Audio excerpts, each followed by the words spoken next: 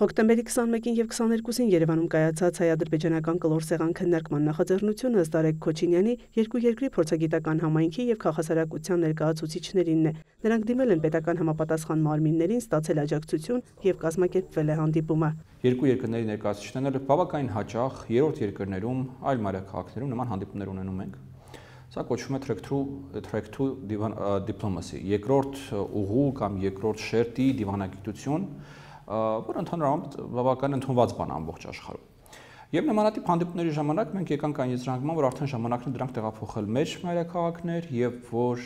մենք այլևս կարիք չունենք միջնորդների կամ ֆասիլիտատորներ, դա կարող ենք այդ ամեն ինչ անել հենց երկկողմ։ Անդրադառնալով հայ-ադրբեջանական շփումներին քաղաքագետ Նարեկ Մինասյանն ընդգծում է. ընտրությունը պարզ է, ընդհանրապես չշփվել, ինչը ըստ նրա նորմալ չէ։ Հայկական կողմը կարող է շփումներ ունենալ նաև Ադրբեջանից հեռացած եւ տարբեր երկրներում ապաստանած ադրբեջանցիների հետ, որոնք ունեն զրոյական ազդեցություն ադրբեջանական հանրության վրա, հասանելիություն չունեն զանգվածային լրատվական միջոցներին, եւ երրորդ տարբերակն է շփվել այդ երկրում գործող փորձագիտական, հասարակական կառույցների ներկայացուցիչների հետ, ինչը եւ տեղի է ունեցել։ Ըստ էության նրանք են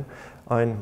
անձինք, որոնք ազդեցություն ունեն ադրբեջանական հասարակության վրա։ Նախկինում այդ ազդեցությունը սահմանափակ էր քաղաքական կամքի բացակայության պայմաններում, սակայն Վաշինգտոնյան հանդիպումներից հետո մենք տեսնում ենք որոշակի փոփոխություններ նաև այդ մասով եւ կարծում եմ այդ տեսանկյունից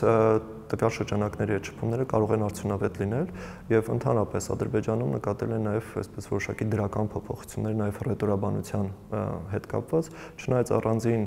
ձևակերպումներին կամ առանձին հայտարարություններին ընդհանուր առմամբ նկատել է նաեւ հակահայկական ռետորաբանության որոշակի մեղմացում։ Երևանի մամուլի ակումբի ղեկավարը եւս մասնակցել է քննարկմանը։ Բորիս Նավասարդյանը վաղ է համարում հանդիպման մասին գնահատական ներկայացնել։ Կսպասի գործընթացը առաջ գնա, տեսանելի լինեն դրա գործնական արդյունքները։ Որպես պրակտիկ արդյունքներ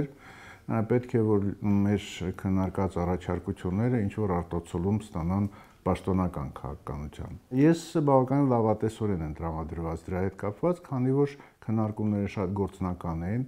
որևէ խնդիր, որ կա մեր երկրների միջև չէր քողարկվում, այսինքն անկեղծ բաց խոսում ենք եւ շատ դեպքերում գտնում ենք երկուստեք ընդունելի լուծումներ։ Այդ քննարկումները, ես կասեի, առաջին փորձերն են այլ հասկանալ հենց այս ձևաչափով երկկողմ, ինչպես է հնարավոր նաև պրակտիկ լուծումներ գտնել։ Օրինակ, ինձ հետաքրքրող իհարկե կոմունիկացիաների հարցն է առաջին հերթին, այն արձագանքները եւ այն ընկալումները, որ կան հայկական եւ ադրբեջանական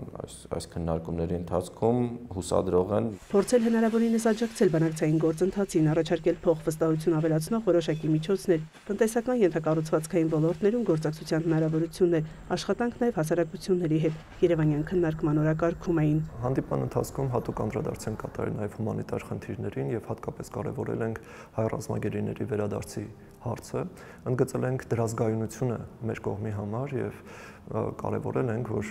խնդրի կարգավորումը կարող է նպաստել ինչպես ընդհանուր երկու պետությունների միջև հարաբերությունների կարգավորմանը, նորմալացմանը, այնպես էլ հանրությունների միջև շփումների ակտիվացմանը։ Ինչ վերաբերում է հանդիպման ադրբեջանցի մասնակիցներից մեկի վերաբերյալ հանրային դաշտում ոչ միանշանակ արձագանքներին, Քոչինյանի խոսքով հայկական կողմը քննարկել որոշել է իր մասնակիցներին, ադրբեջանական կողմն էլ ընտրել է իր մասնակիցներին։ Պատվիրակությունների կազմերի շուրջ համատեղ քննարկում չի եղել։ Որոշումներ կայացվել են երկու երկրներում քաղաքասարակության եւ փորձագետների կողմից։ Ավելի լայն, ուրեմն այսպես քննադատությունը, որ ես տեսել եմ, դա այն է, որ Ադրբեջանում ինչ քաղաքասարակություն չկա, այնտեղ քաղաքասարակություն չկա, իրենց հետ խոսել, շփվել եւ այլն եւ այլն։ Մենք խնդիր չունենք Ադրբեջանը փոխելու, մենք խնդիր չունենք Ադրբեջանում մարդու իրավունքների պաշտպանությամբ եւ ժողովրդավարական ինստիտուտների կայացմամբ զբաղվելու, մենք խնդիր չունենք իրենց քաղաքասարակությունը փոխելու, մենք խնդիր ունենք աշխատելու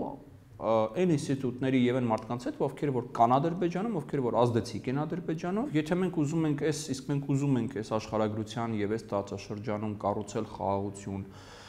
բարիդրացիություն, ունենալ բաց սահմաններ, ունենալ տնտեսական որոշակի ինտերակցիաներ, ապա այն գործընթացը, որ արվում է եւ տեղի ունենում, այլ ընտրանքներ չունի։ Հայաստանի եւ Ադրբեջանի ներկայացուցիչները Երևանում պայմանավորվել են շարունակել շփումները։ Մայա Խաչատրյան, Հովհաննես Գյուրգչյան, լուրեր։